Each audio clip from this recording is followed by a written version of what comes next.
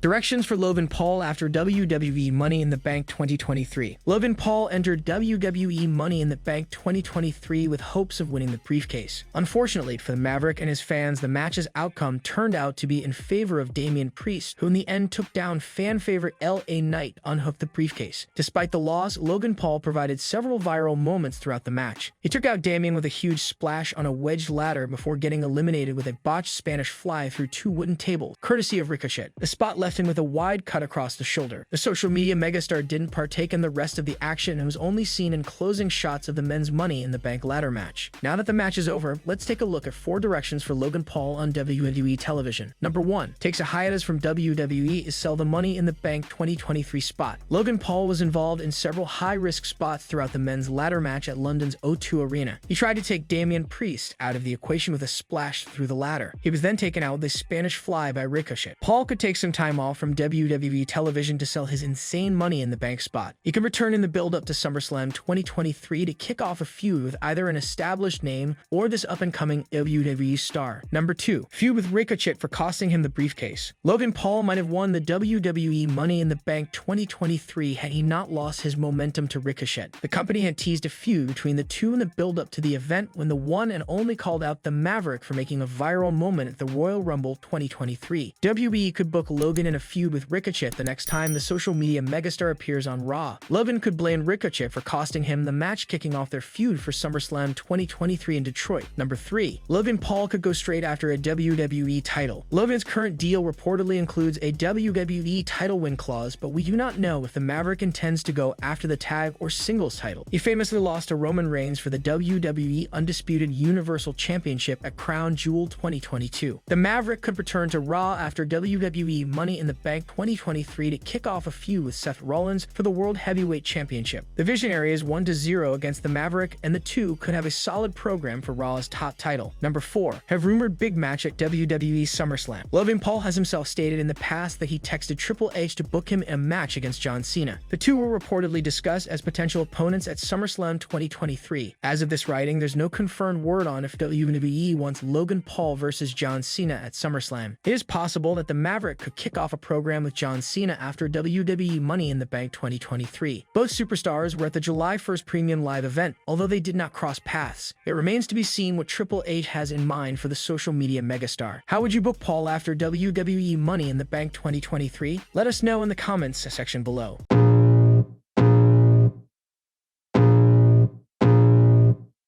I can feel the blood creeping up from the heathens. Got will, got fight, got pride, got reason. If they wanna go eat, then you know I'm gon' feed them. If you're coming for me, hope you're ready for a demon. I got eyes in the back of my head, I'm seeing. Take me for